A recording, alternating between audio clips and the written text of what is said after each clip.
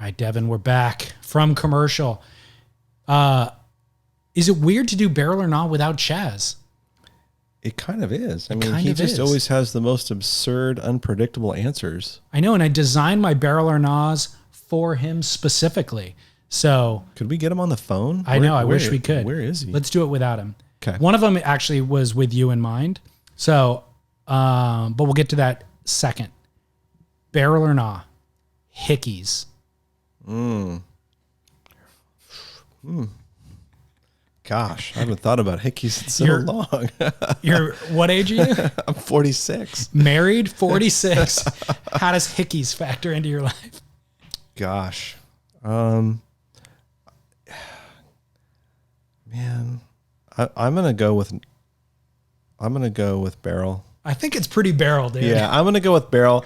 I've thought of just multiple times where in professional, moments where I've either been a quote unquote manager or being managed and like being at work and it's like super visible and like everyone's looking at your neck going, dude, are you kidding me? Like a job where you have to interface with the public, like retail or restaurants, it can get a little weird. Totally. But I feel like in this day and age in 2020, it could put a smile on people's faces and remember at the end of the day with all this bullshit going on, like we're human beings and we lust for other human beings. And like, I don't know. It's fun. I think it's a barrel. It's if you're 20 and the example that you gave, there's a little embarrassment there. But if you showed up with a hickey here today, that would have been the greatest moment ever. Like, Devon, you're 46 and married and your wife is sucking on your neck. What? Get it, dude. Like, that is amazing, So it's not barrel if you're a teenager showing up at high school. Right. Actually, maybe that is because then you like actually hooked up with a chick, which is meaningful in high school. You're legit. Yeah. So college age, no barrel. But before college, after college, hyper barrel. Yeah. Like double up, inside reef, like stand up barrel, spitting out. So I'm going to kind of pivot this question. Chaz would have been the Hickeys question. For you, I'll ask, making out with your wife. Like, honestly, how often do you actually make out with your long-term partner at this point? And if you don't, you really should. Yeah, no, making out with your wife's a total barrel. Full barrel, dude. Yeah, because people go years they with do barely go years. kissing their wife. I know. I have a good friend whose wife hasn't touched him. Are you kidding? In years, not even sex. And that's really sad. They're clearly not going to make it. They're staying together for the kids, but it's really sad. And, some of us grew up seeing our parents embrace one another. I didn't really I love my mom and dad, but they weren't super affectionate. They're just classic. Like my parents are from Rhode Island, just East Coast, just, blue collar.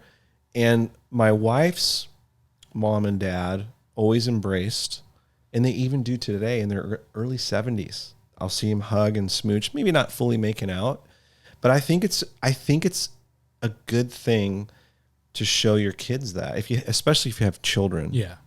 Not fully making out tongue and deep throat, but showing like that affection. And then to go to the next step, I think that making out and that feeling, that buzz you get when you're dating. They say that the formula for a good marriage is to continue to treat your partner as though they're your girlfriend or boyfriend. Yeah, continue dating them. Correct. And if you keep that mindset, and when I look at my wife, who's pregnant, by the way. Congratulations. Yeah, thank you. Big reveal. Yes, we're having a boy in December. So this is my first child and hers as well, thankfully. And so, I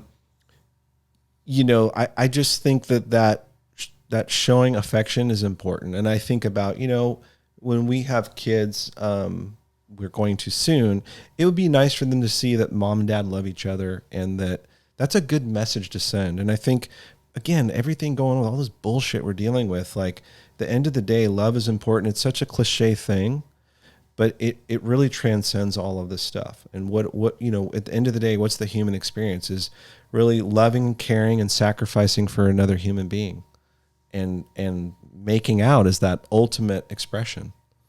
Fully agree. I think everybody has different levels of comfort with showing affection, clearly. But there's a part of me that thinks that the version where you don't show that much affection is actually a dysfunction. Something happened to you at some point in your life where you feel vulnerable and you feel scared of that. Yeah. And so you block that off. And for those people, I almost want to like wrap them up in a hug and force them to feel more comfortable with it. They have a kind of limited range of color that they're seeing in life by not being able to express themselves in this way. And so I think that what you said is accurate, is that it's the ultimate expression. Human connectedness and intimacy and all that sort of stuff is the ultimate feeling. That's like the ultimate human experience. You have Maslow's hierarchy of needs. You have food, shelter, and right with it is intimacy with another human being. And so anything short of being able to express that freely is a reflection of some sort of trauma that interrupted that process. So when it comes to making out, like the problem is with your intimate partner, your long-term partner, husband, wife, whatever, routine ruins all of that. Your life takes over and you have to pay the bills and then you have to eat and then you get into this rhythm of watching TV or whatever. Netflix ruins it. Whatever it is, and that zaps all of the spontaneity and the dating thing that you're talking about. And making out is the quickest state change. It's like taking a cold shower or an ice plunge, like to shake all that up and to reconnect with intimacy. And so, by the way, sex is highly important and there's tremendous medical benefit to it, longer life, healthier prostate, everything that comes with it. So the quickest thing to actually a healthy sex life is also making out. Yeah. You want your wife to be turned on? Yes. Don't go straight to the act. No. Start with making out. Exactly. Take a little bit of time. Exactly. And no, I think it's important. I have come from a failed marriage. I was married once before, so I know exactly what you're saying, and I've made all those mistakes. You get comfortable. You're not that stoked on the relationship with the partner, so you're like, you get home from work, what do? You turn on a show. Hey, let's just watch something, because then we can just sort of exist together, but not really. There's no touching. There's really nothing going on. And honestly, the best thing to do to save a relationship is to reach over, put your hand on your partner's hand, on their shoulder. Just take the lead. Don't wait for, just take it from me, man, who's screwed up.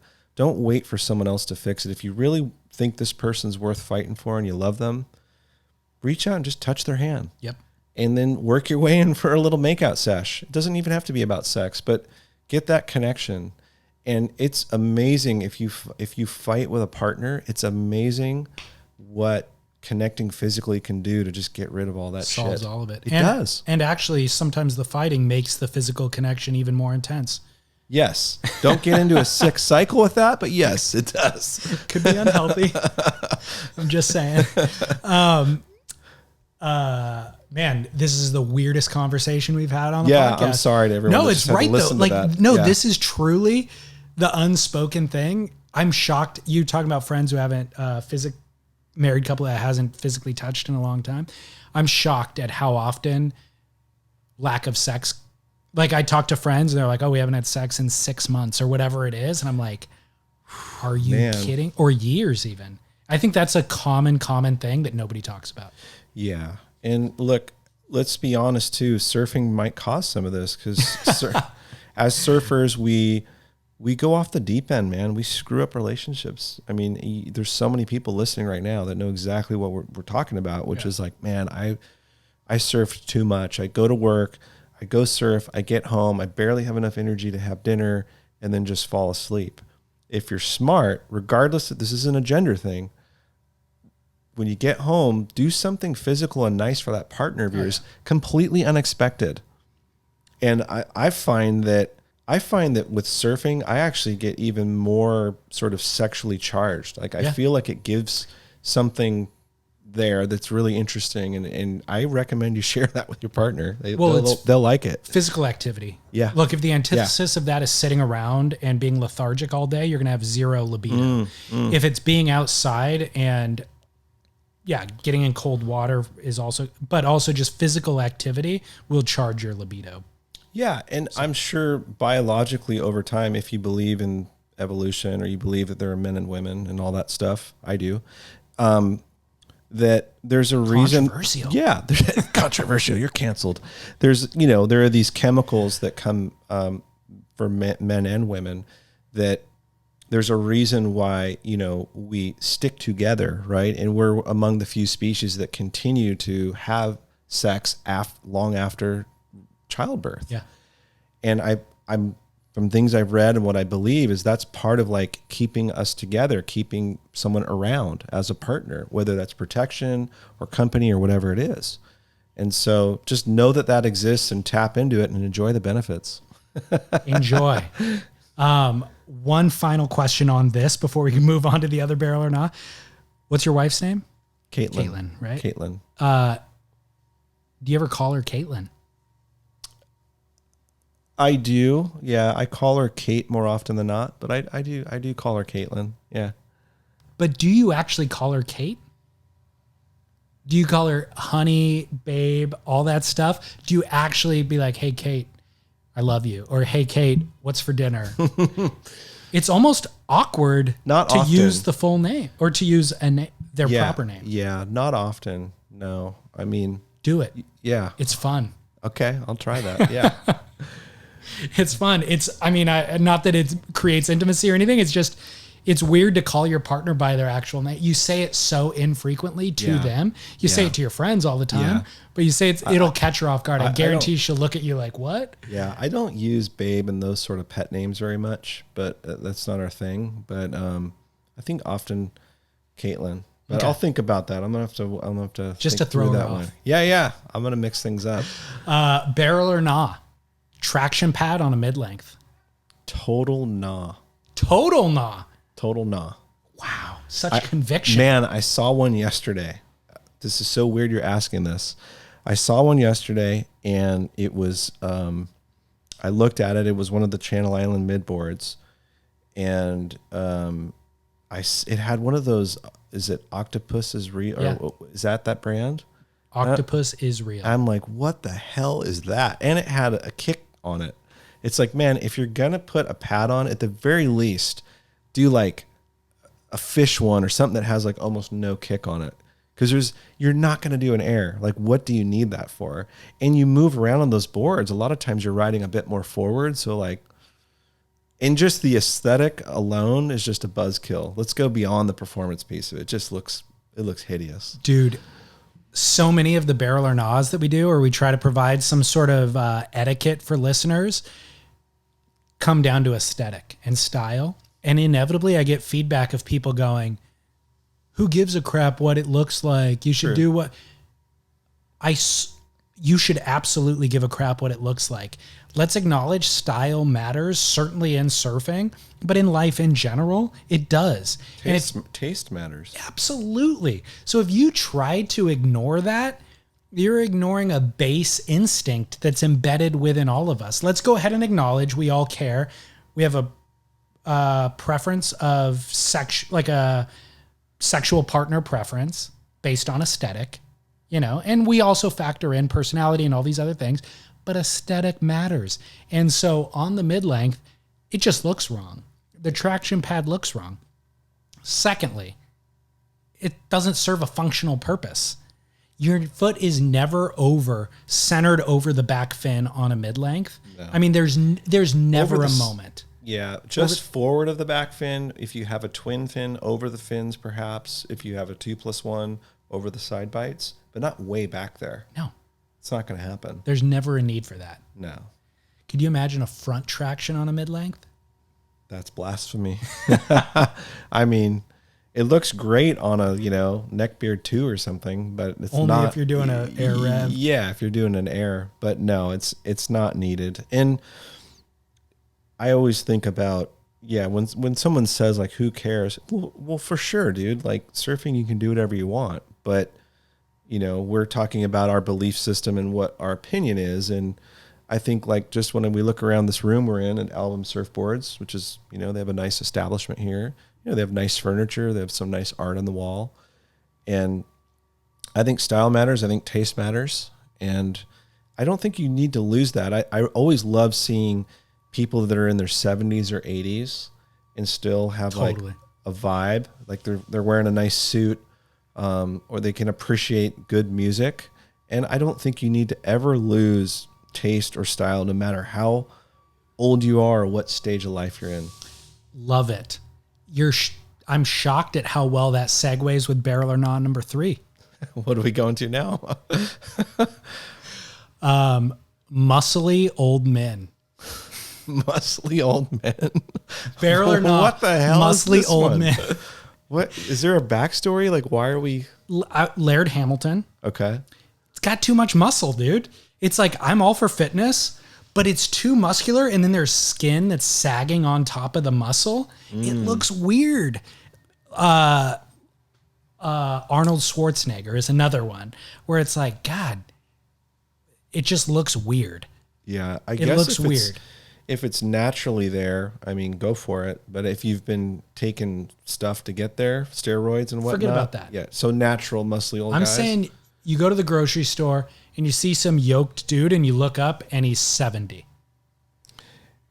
I don't ever think about this that much, but it's not something I would be concerned about. But I like a fit guy that just looks sort of natural and comfortable. I think if you're yoked out and you look kind of stiff, and it looks kind of painful, I would wonder why you would want to do that to yourself.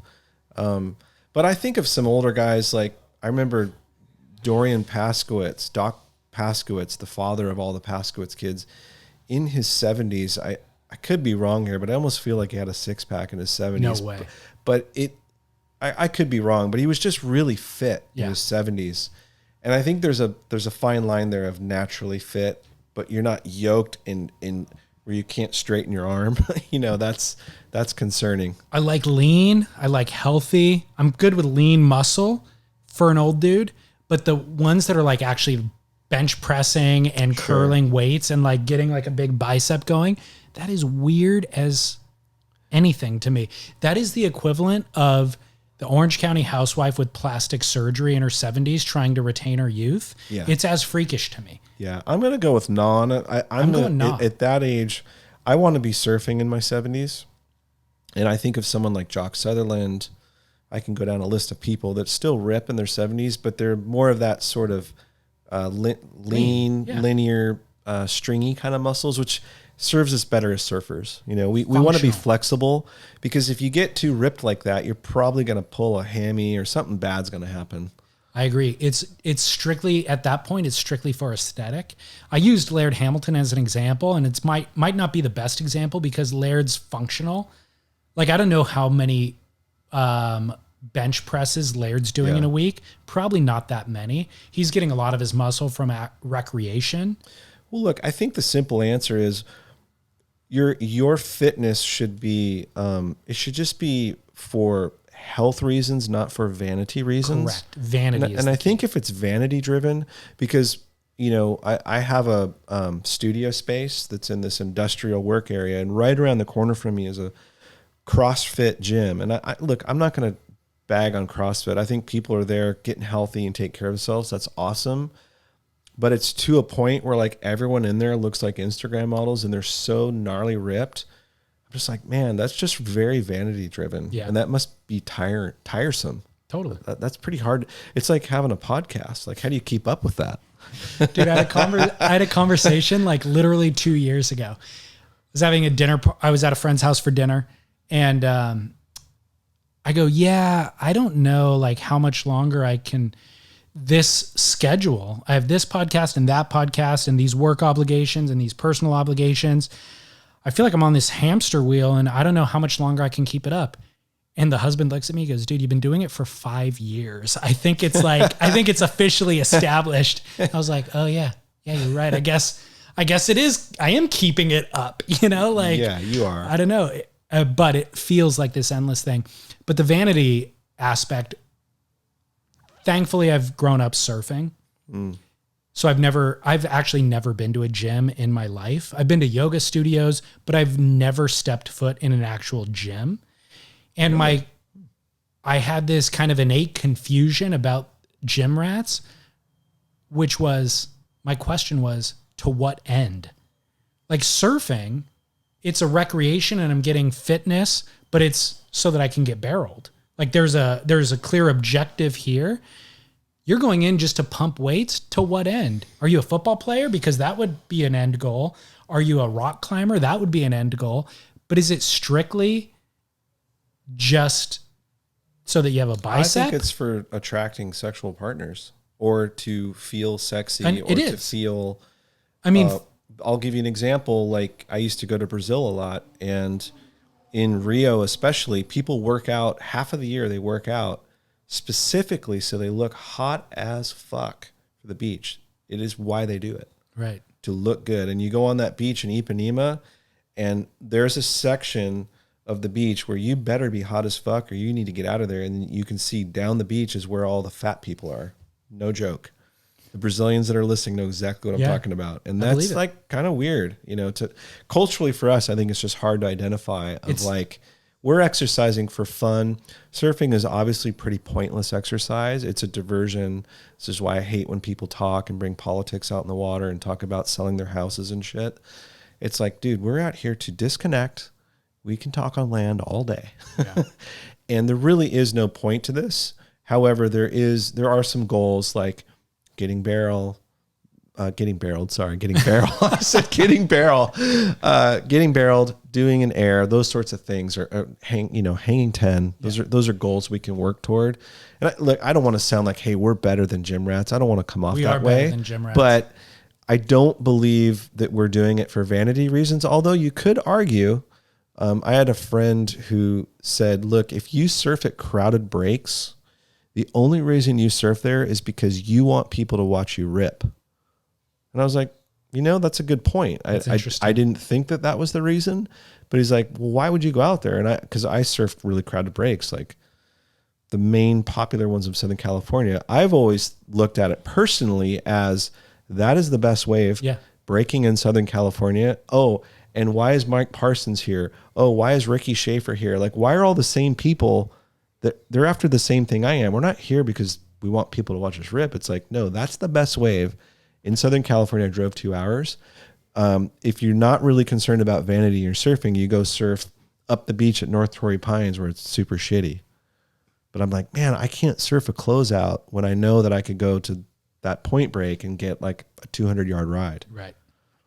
So hopefully we're not doing it for vanity, David. I think it's a personal pursuit for sure that might be frivolous. And there might be some narcissism kind of embedded in there, but it's not, I don't think of it as for vanity. Like I'm doing it only for me. But I think that through kind of bettering me and feeling more healthy and enlightened as an individual, I can be a better husband, I can be a better father, I can be a better son, I could be a better employee, all that stuff. Sure. So it's, if the gym rat is doing it so that they, feel... Get that release, that cathartic... Yeah. And get the dopamine hit and all that sort of stuff to be a better person, that makes sense. But if it's strictly to have a bicep to flex on Instagram, that's actually detrimental. That's only going to rot your soul. Yeah, it's for their dating apps. So they look good in those photos. Yeah.